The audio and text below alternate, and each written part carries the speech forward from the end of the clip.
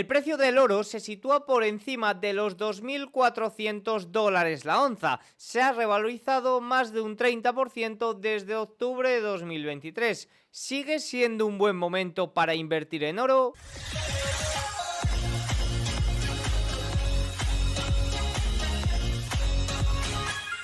Muy buenas a todos y bienvenidos un día más al canal. Hoy es martes 23 de julio de 2024 y en este momento son las 21:43 hora en España, 15:43 horario en Nueva York. En este vídeo reaccionaremos a los resultados de Alphabet, Tesla y también de Visa, que se presentarán al cierre de mercado. Además de eso, tenemos que hablar del oro. El oro que se encuentra en estos momentos por encima de los $2.400 la onza. Se ha revalorizado más de un 30% en lo que va de año, bueno, desde octubre de 2023, en lo que va de año 2024 un poquito menos. Y bueno, pues muy cerquita de máximos históricos. Muchos inversores se preguntan, ¿es buen momento para invertir en oro? ¿Se puede seguir invirtiendo en oro esperando rentabilidad futura los próximos meses? Bueno, pues aprovechando que desde Goldman Sachs han hecho un informe diciendo que sitúan al oro en los $2.700 para final de año y dejando a un lado esa cifra, porque a mí no me gusta apostar o dar cifras objetivo porque al final pueden pasar muchas cosas, pues sí que es cierto que vamos a ver cuáles son los principales puntos detrás del alza que puede seguir estando o que ha impulsado el precio del oro y que puede seguir impulsando el precio del oro, que sobre todo está basado en 3 puntos. Uno, los rendimientos reales, sobre todo por la demanda occidental. 2, la demanda oriental, por así decirlo, la demanda tanto de China como de emergentes, y luego evidentemente ese riesgo de esos conflictos geopolíticos que ante miedo sigue siendo el activo refugio por excelencia. Por último, también vamos a ver algunos comentarios, pues como puede ser tema subasta a 2 años, que ha salido muy sólida en el día de hoy, sigue saliendo muy sólida en el tramo corto, no tan sólida en el tramo largo, y esto está muy ligado pues con lo que venimos comentando de cómo fluctúan los rendimientos y de que los rendimientos a más largo plazo pues posiblemente aumenten más o disminuyan menos que el corto plazo, un poquito por esta situación estructural de la deuda. Haré algún comentario sobre ello. Y también hemos conocido precios de la vivienda de segunda mano en Estados Unidos, un mercado inmobiliario totalmente roto, el que nos encontramos en el país americano, y vamos a ver por qué. Así que nada, vamos con el vídeo. Vamos a empezar hablando de la situación del oro. Goldman Sachs ha hecho un informe planteando un objetivo de $2.700 la onza para finales de este mismo año 2024 para el oro. Dejando a un lado esto, y ya saben que no me gustan mucho estos precios objetivo con una fecha, esto que te dicen a inicios de año, el S&P 500 va a cerrar en tal, el oro va a cerrar en tal, el petróleo va a cerrar en tal. Sí, porque tú lo digas, si no sabemos lo que puede ocurrir, puede haber multitud de factores que afecten y que no teníamos contemplado. Pero sí que es cierto que este tipo de informes van acompañados por datos de flujos muy interesantes que respaldan este punto, y ahí es donde me voy a centrar. Vamos a ver los principales puntos detrás del alza que pueda haber en los precios del oro o detrás del alza que ha estado impulsando hasta ahora. El Banco Central de China ha informado de 18 meses consecutivos de compra de oro a partir de noviembre de 2022, acumulando 317 toneladas. También hemos demostrado, dice Goldman Sachs, que los bancos centrales de los mercados emergentes han triplicado sus compras desde mediados de 2022, debido a los temores de sanciones financieras de Estados Unidos y las preocupaciones sobre la deuda soberana de este país, y la mayoría de compras ahora no se han informado. A pesar de la reciente pausa de las compras informadas por China, que ha sido 2 meses consecutivos en mayo y junio, la realidad es que los bancos centrales de mercados emergentes, incluida China, seguirán comprando oro con frecuencia, se revele o no. Y esto sí que es cierto y está demostrado, más que demostrado, que en ocasiones no se informan las compras de oro, no tienen obligación de informar las compras de oro, y a veces las informan, otras veces no. Detrás de los datos oficiales se dice que China tiene muchísimo más oro de lo que muestran los datos. La sólida tradición de China de poseer oro físico y el fácil acceso a este metal hace que siga siendo la forma dominante predominante de demanda, aunque los ETF respaldados por oro están ganando terreno en China, su tamaño de mercado sigue siendo pequeño en comparación con sus homólogos occidentales. En China hay mucha demanda de oro físico, muy poca del ETF o de oro en formato ETF. Quizás de ahí también la difícil situación para estos activos, sobre todo el oro digitalizado o estos ETFs que se suele llamar. ¿Por qué? Porque están cayendo. De hecho, están descorrelacionados totalmente con el precio del oro, y el motivo para esto es que principalmente los demandantes de ETFs de oro son occidentales. Y claro, en Occidente hemos pasado desde el año 2022 un periodo de aumentos de tipos de interés, de políticas monetarias restrictivas, que lo que hace es sacar dinero del oro y que vaya a la deuda, que ofrece mayor rendimiento y que también es un activo muy seguro, ¿no? Por tanto, se suele decir que uno de los principales motores del oro es una correlación inversa con los rendimientos reales.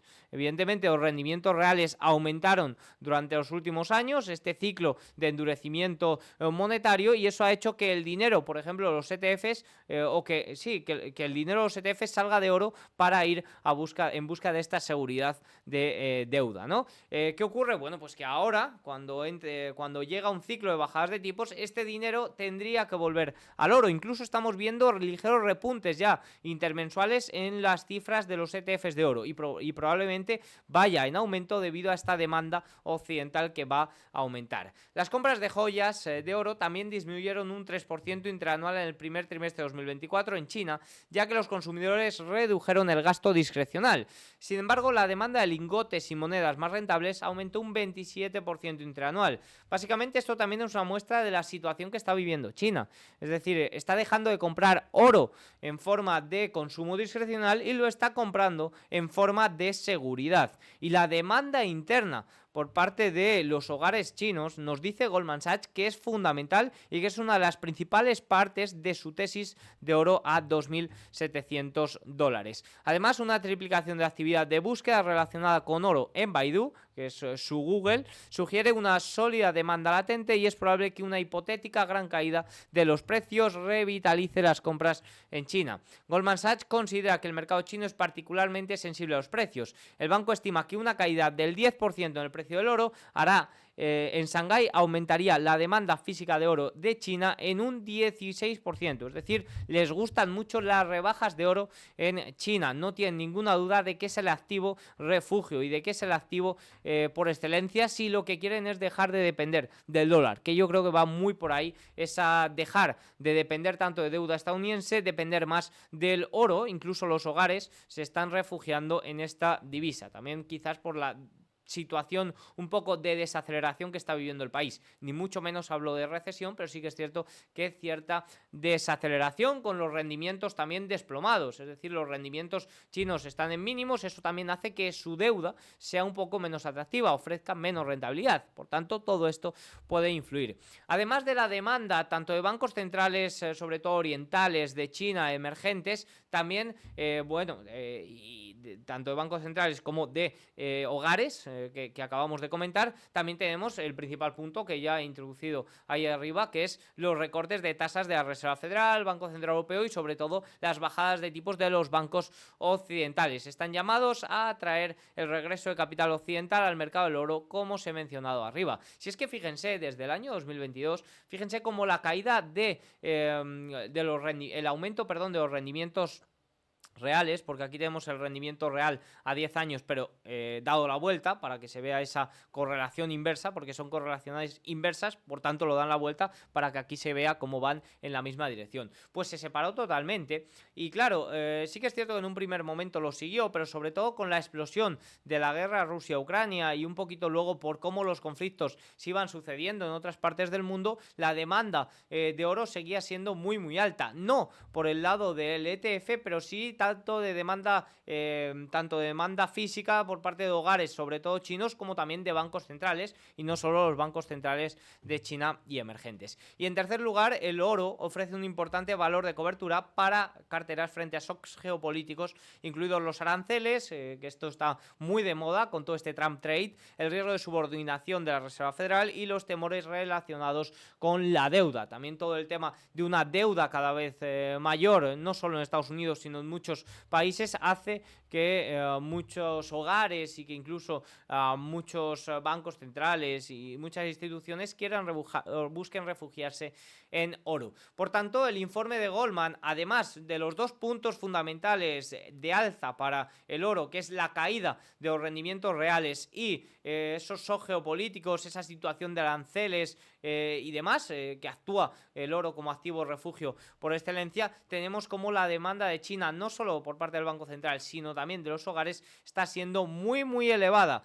tanto de oro como también lo estábamos viendo, o había distintos informes hablando de la demanda de hogares para Bitcoin, y que cuando había gran salida de divisas se iba o veíamos ciertos aumentos correlacionados en Bitcoin. Por tanto, esto es algo que hay que tener muy en cuenta. Si observamos los precios del oro, en este momento se encuentran por encima de los 2.400 y claro, está muy cerquita de máximos históricos. Y se puede pensar, oye, comprar en máximos ¿no ha subido ya demasiado en los últimos meses? Fíjense que desde octubre de 2023 ha tenido un rally muy fuerte. Bueno, pues sí que es cierto que hay que tener cierta precaución, pero sí que es cierto que este ciclo de bajadas de tipos, esta caída de los rendimientos reales es fundamentalmente lo que debería de acompañar el precio del oro. ¿Llegará a los 2.700? No lo sé. ¿Lo hará en los próximos meses? ¿Corregirá en los próximos meses porque ha finalizado las guerras, porque no hay ningún conflicto geopolítico y porque los tipos se mantienen altos por más tiempo y la demanda de China se ha frenado?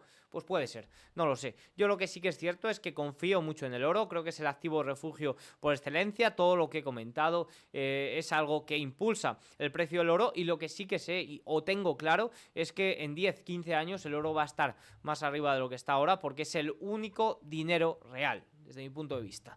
Dicho esto, el único activo de dinero real, porque evidentemente dinero real, si me tengo que quedar con una divisa, ya lo he dicho en otras ocasiones, me quedaría con el dólar. Por eso soy a largo plazo alcista con el dólar y no tanto en el euro. De ahí, por ejemplo, que mi cartera de acciones a largo plazo no cubra divisa. En el corto plazo nadie sabe lo que puede pasar. Incluso el dólar, al contrario que el oro, el dólar ante la caída de rendimientos reales, ante un ciclo de bajadas de tipos, debería de corregir, mientras que el oro debería de subir. Esa sería la tesis hipotética, y aunque haya descorrelación en esos activos, ambos son activos de refugio. En caso de que ocurra cualquier cosa, son los que más beneficiados se ven. Así que nada, dicho esto, vamos a pasar con otro punto importante del día de hoy, que es el tema de los precios de la vivienda de segunda mano en Estados Unidos. Ya lo mencionábamos el mes pasado, de hecho el mes pasado ha habido otras ocasiones, pero fue la vez en la que el precio medio de vivienda de segunda mano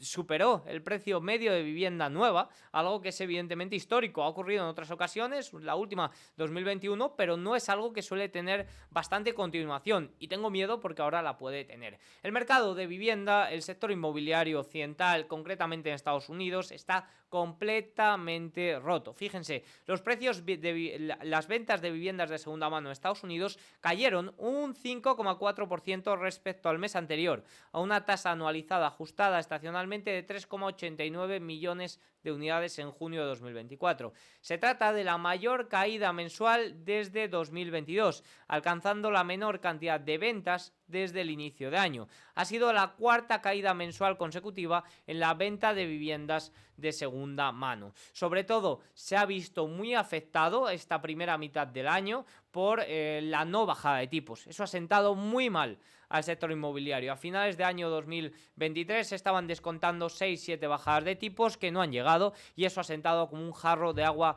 fría, sobre todo a la venta de viviendas de segunda mano. Fíjense, según Bloomberg, el único segmento del mercado que vio aumentar sus ventas fue la de más de $1.000.000, que vio aumentar sus ventas un 3,6%. El resto todo a la baja. ¿Por qué es esto? Bueno, pues fundamentalmente porque evidentemente en el lujo, en los ricos, no existen grandes problemas. Y esto ya estamos viendo como compañías de medio lujo, compañías que quizás no son de lujo de verdad, sino que son de aspirantes a lujo, de clase media que quiere aparentar, están sufriendo viendo grandes caídas. Hemos visto como aerolíneas como Ryanair, aerolíneas low cost, están viendo una gran caída del precio medio. ¿Por qué? Pues parece que el consumidor low cost quiere gastar, pero oye, ahora mismo va un poco hasta el cuello y no puede permitirse gastos extra, ¿no? Gastos de más. Por tanto, esto es una clara evidencia de la situación que vive el consumidor. Los precios de vivienda de segunda mano siguen totalmente disparados. El precio medio de la vivienda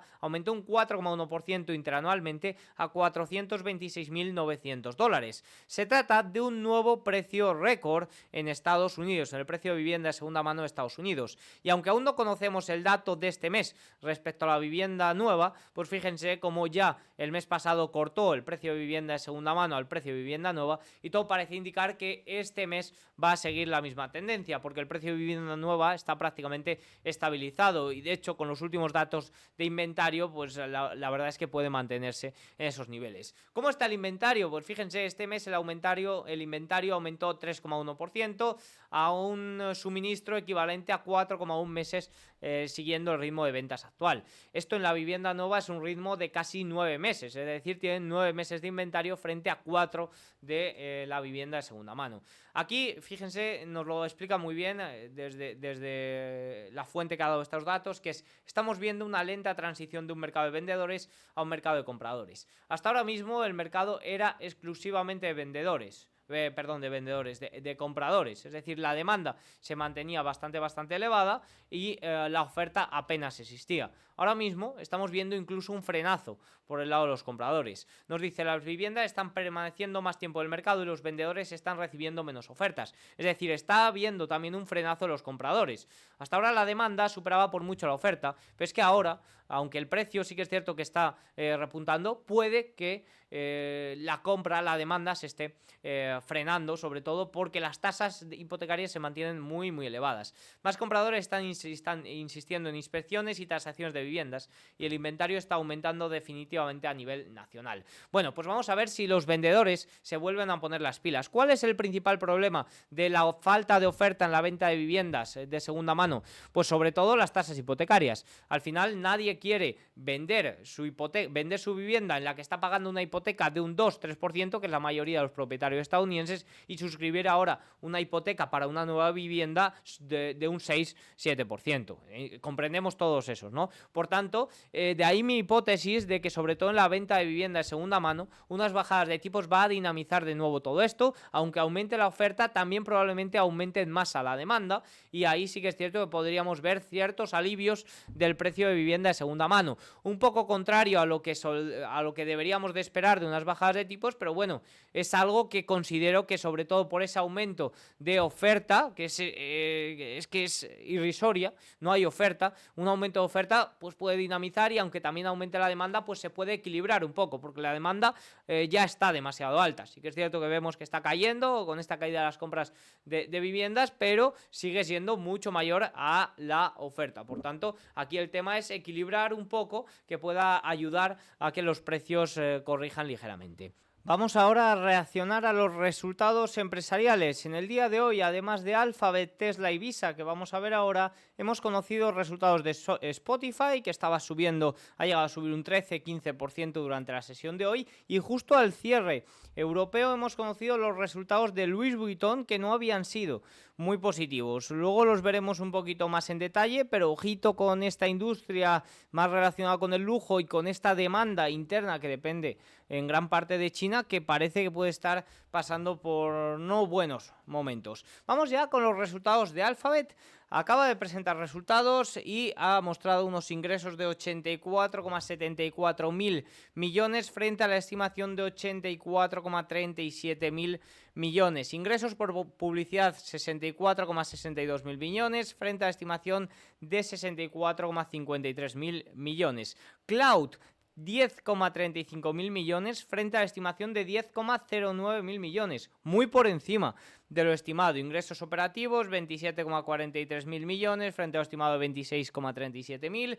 Publicidad de YouTube quizás un poco lo que se ha quedado por debajo, 8,66 mil millones frente a lo estimado de 8,95 mil millones. Y en cuanto al EPS, a beneficios, ganancias por acción, ha presentado $1,89 frente a la estimación de 1,84. Básicamente son unos resultados muy en línea con lo esperado, superior en gran parte de la mayoría de datos, sobre todo en esa parte del cloud, que ya saben que es fundamental para este tipo de compañías que están rotando mucho hacia el cloud, que es donde más se fijan y por tanto es una parte fundamental. Un punto también importante, mientras dejo en pantalla un poco estos datos, fíjense cómo el margen operativo ha aumentado de 29% el año pasado a 32% en estos momentos. Un comentario importante es que si los ingresos de cloud son sólidos, si los ingresos de publicidad también son sólidos y están en línea, quiero ver los comentarios que hacen sobre el tema de inteligencia artificial. Sigue siendo muy relevante. Google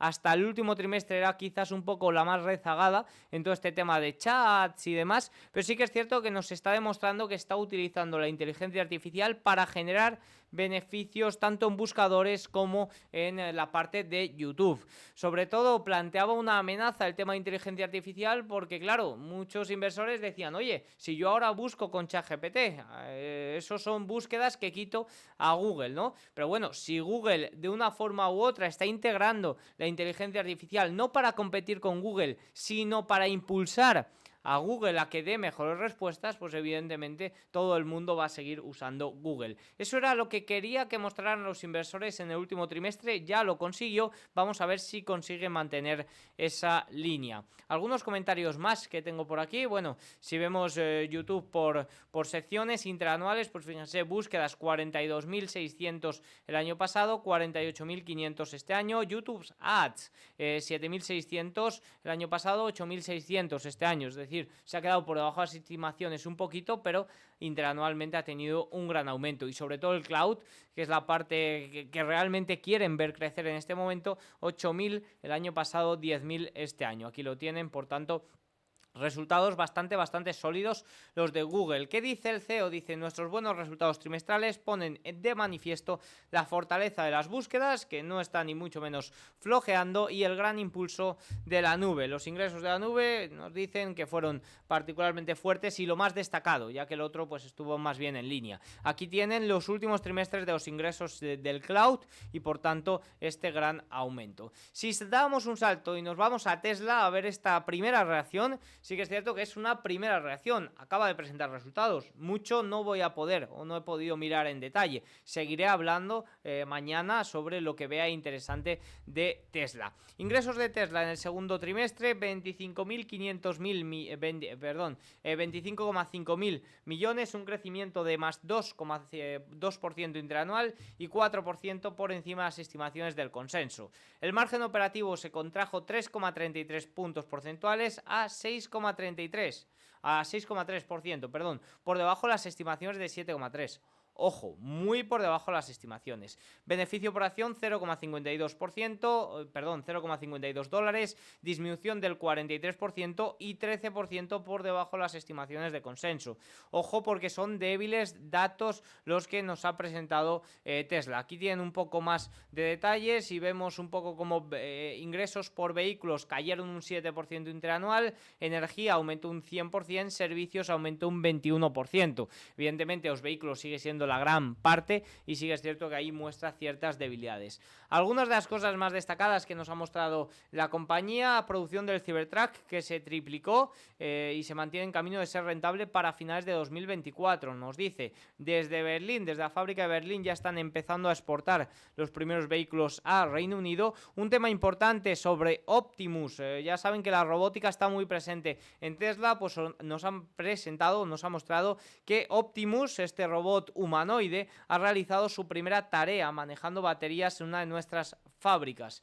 Bueno, aquí tienen un poquito más de detalles sobre lo que nos ha presentado Tesla. Al final estos son los highlights, aquí no hay nada bueno. Lo cierto es que los resultados han quedado por debajo de las estimaciones. Lo cierto es que la industria de vehículos eléctricos no está pasando por su mejor momento, por más que hayamos visto este gran movimiento al alza de las acciones de Tesla, ha estado impulsado especialmente por ese cierre de cortos. Recordemos que los últimos resultados no fueron tampoco muy positivos, simplemente se vio beneficiado porque en la conference call Elon Musk dijo que el vehículo este barato lo iban a sacar próximamente o lo iban a empezar a producir más próximamente de lo que se esperaba. Por tanto, ya saben que en una compañía presidida por Elon Musk da igual lo que nos presenten los resultados empresariales, sino que en lo que quieren fijarse los inversores es en qué nos dice Elon Musk en la conference call. ¿Y dónde va a estar un poco el foco para esta reunión o para esta presentación de resultados? Pues por la parte de robótica o relacionado con los robotaxis. Por ahí puede estar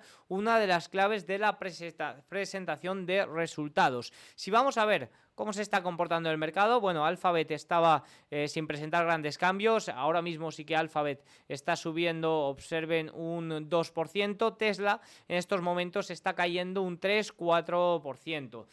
Pero bueno, ya saben que el gran movimiento viene tras cuando comience a hablar en la conference call de Elon Musk. Por tanto, ahí es donde estará el foco. Observen este gran movimiento desde los últimos resultados, como digo, impulsado sobre todo por esa sobreventa, por ese pesimismo que existía y sobre todo por un cierre de cortos masivo. Prácticamente la mayoría de grandes fondos y de grandes hedge funds tenían infraponderado Tesla, incluso vendedores. Por tanto, esto ha provocado un cierre de cortos tan explosivo como el que hemos visto. Un punto a tener en cuenta con respecto a Tesla es todo el tema electoral, todo este tema con Trump, porque Elon Musk es curioso que apoya a Donald Trump, pero sí que es cierto que las medidas de Donald Trump a favor de los vehículos eléctricos, la verdad que no son tanto como con Biden. Por tanto, ojito con esto, que puede también generar cierta controversia. Si nos vamos ya con respecto a Visa, voy a leer un poco lo que ha comentado su CEO. Visa entregó resultados sólidos en el tercer trimestre, bueno, su tercer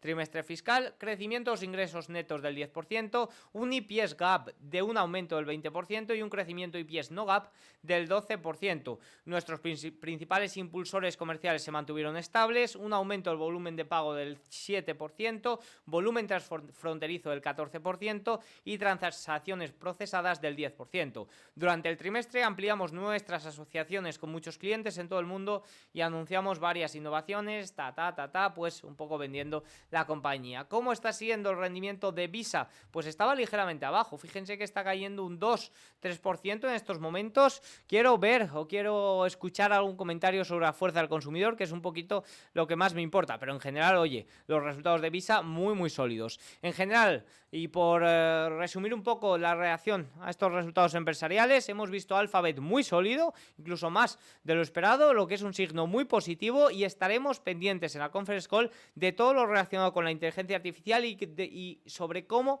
ha beneficiado a estos ingresos que ha presentado. Con respecto a Tesla, beneficios un poco débiles, o sea, resultados un poco débiles, el margen muy débil, evidentemente es algo que, oye, pues nos íbamos temiendo, pero bueno, en Tesla lo más importante es lo que diga Elon Musk, un foco muy importante en la parte de robotaxi, al igual que el trimestre pasado sorprendió con ese tema de que se iban a aproximar la producción de ese vehículo extremadamente barato, bueno, pues puede que haya también alguna sorpresa que intente hacer Elon Musk. Sí que es cierto que la situación a nivel técnico en la compañía de Tesla es muy diferente. Antes estaba muy sobrevendida, muy infraponderada por grandes fondos, incluso con grandes posiciones cortas, lo que provocó un fuerte movimiento al alza. En estos momentos no es tan así. Y por último, Visa, resultados muy sólidos, pendientes de, sobre todo, comentarios que pueda hacer sobre la fuerza del consumidor.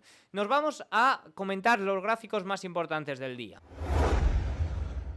Voy a ser muy rápido porque solo quiero comentar esto, el tema de la subasta de los bonos a 2 años. Ha sido una subasta muy sólida, fíjense, los extranjeros, los oficiales extranjeros, lo tenemos por aquí, la demanda extranjera fue del 76,6%, muy superior a la última subasta de 65,6%. Los indirectos se adjudicaron un 14%, los directos, perdón, que son los inversores locales, y los dealers, los intermediarios, solo un 9%. Cuanto mayor es la demanda extranjera, extranjera, cuanto menor son los intermediarios, es un signo muy positivo de sólida demanda de la subasta. Y fíjense este resumen que creo que detalla muy bien lo que está ocurriendo. El mercado, especialmente las entidades oficiales extranjeras, están acumulando posiciones cortas antes de la decisión del FOM de la próxima semana en una cantidad récord, casi como si alguien supiera que, contrariamente a las expectativas de que no habrá recortes de tasas, Jerome Powell pueda sorprender la próxima semana. Es decir, esta subasta nos está indicando que muchos inversores están considerando que, si bien no lleva a cabo Powell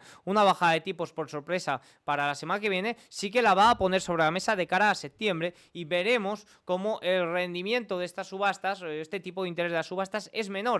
De ahí que estén aprovechando para beneficiarse de este tipo de interés. No obstante, seguimos viendo cómo la demanda de estas subastas, la demanda de estos bonos a corto plazo es mayor que la demanda a largo plazo, y esto está muy relacionado pues con ese Stamper Trade, ese Trump Trade, esa situación donde el rendimiento de los bonos a largo plazo aumenta o disminuye menos, aumenta más o disminuye menos que los bonos, que el rendimiento a corto plazo. Evidentemente es algo que ya hemos tratado en numerosos vídeos, y lo que genera esto es que la curva se desinvierta de una forma muy rápida y que también, pues haya una mayor presión de cara al precio de los bonos a largo plazo. Muy relacionado con una oferta de deuda cada vez mayor, muy relacionado con esta bajada de tipos que, aumenta la demanda de estos bonos a corto plazo debido a que van a bajar los tipos de interés, y sobre todo también debido a que esa demanda a largo plazo, pues quizás por situaciones de dejar de depender de Estados Unidos, quizás de Japón, de que no tiene una situación de divisa favorable, pues están afectando considerablemente. La jornada europea fue más bien mixta. El Eurostoxx 600 subía un 0,13, futuros del Eurostoxx 50 menos 0,27, DAX 0,82% arriba, CAC francés menos 0,31, IBEX 0,62% arriba, Reino Unido, Italia, Suiza y Países Bajos más débiles en la sesión de hoy. Una sesión, como digo, más bien mixta, sin grandes datos macro a tener en cuenta. Mañana conoceremos datos de PMI manufacturero y de servicios en la eurozona, y por tanto eso sí que puede generar ciertos movimientos si sale distinto a lo esperado. En Europa estamos también en medio de jornada de resultados empresariales. La semana pasada veíamos cómo se veía muy afectado por las caídas de Burberry a inicios de semana, de la industria del lujo, veíamos como también ASML lastraba, veíamos como ayer Ryanair lastraba mucho al ETF sectorial de viajes. Fíjense que en el día de hoy repunta un 0,7, pero ayer se desplomó un 2,81% porque Ryanair caía un 15-16%, que ya lo veíamos en el vídeo de ayer. En el día de hoy, pues fíjense como por sectores sin grandes cambios. Hoy el peor sector, materiales básicos, pero sí que es cierto que ha presentado Louis Vuitton al cierre. Veremos a ver la reacción de mañana, pero en general los resultados no han sido muy sólidos, ¿eh? Tengo por aquí algún comentario sobre ello, fíjense. Ventas orgánicas de moda y artículos de cuero del segundo trimestre no cumplen las estimaciones. Ingresos orgánicos más 1% frente a estimación de más 2,89. Ventas orgánicas de moda y artículos de cuero más 1% frente a estimación de 1,95. Ingresos 20,98 mil millones de euros, menos 1,1% interanual, y muy por debajo de la estimación de 21,41 mil millones. Ojito, porque al igual que Burberry la semana pasada, la industria está de lujo, pero que depende mucho de la demanda del consumidor o de la clase media, se está viendo muy afectada. Vamos con Asia. En el día de hoy estamos viendo o hemos visto como el Nikkei japonés no ha cerrado con grandes cambios, Nifty indio ligeramente abajo y el Hansen que de nuevo corregía ese rebote del día de ayer. Poco que decir, la verdad, es con respecto a Asia, con respecto a China. Ya saben que Japón la semana que viene llevará a cabo la decisión de tipos de interés, la reducción del QE, y decisión de tipos de interés. Veremos si pone sobre la mesa bajadas de tipos. Y en China, pues ya hemos visto cómo los datos son muy débiles, cómo hubo en el día de ayer estímulos que también beneficiaron al mercado, sobre todo a este Hansen, índice principal de Hong Kong relacionado con la tecnología, pero de momento poquito más. Y si nos vamos a Wall Street, hoy sí que hace ya 47 minutos que ha cerrado el mercado. Vemos al Dow Jones que ha caído un 0,14, S&P 500 menos 0,16, equiponderado un poquito más, menos 0,35, Nasdaq menos 0,31 y el Russell 2000 que sí que ha destacado, subiendo un 1,02%, beneficiado especialmente porque la cesta de valores más cortos de Goldman Sachs ha tenido un rendimiento muy superior, es decir, se ha disparado, ha habido un cierre de cortos bastante fuerte el día de hoy. Y bueno, pues sigue fuerte el Russell 2000, más fuerte que el Nasdaq 100, sigue esta rotación rotación que ya lleva más de una semana y que parece que está siendo bastante sólida. Como ya he dicho en otros vídeos, ¿cuál veo que puede ser el gran riesgo? Que los datos económicos se estropeen de verdad. Ese es el gran riesgo que veo para las pequeñas compañías. Eso ya lo hablaremos de cara a agosto. Si nos vamos a los market leaders, bueno, pues ya hemos visto reacciones de Alphabet y Tesla, que evidentemente será un poco lo que marque para mañana. Apple sin grandes cambios el día de hoy, Microsoft tampoco grandes cambios, Tesla tampoco ha tenido muchos cambios, Amazon sí que ha subido un 2,11% el día de hoy y sube también al cierre de mercado, quizás por esos buenos resultados de cloud. Amazon también muy relacionado con el cloud y sobre todo gusta mucho a los inversores que el cloud tenga buen rendimiento. Buen rendimiento lo ha tenido en Google, no en Amazon, pero bueno, sí que es cierto que oye, que el cloud tenga buen rendimiento, pues puede que también beneficie un poquito.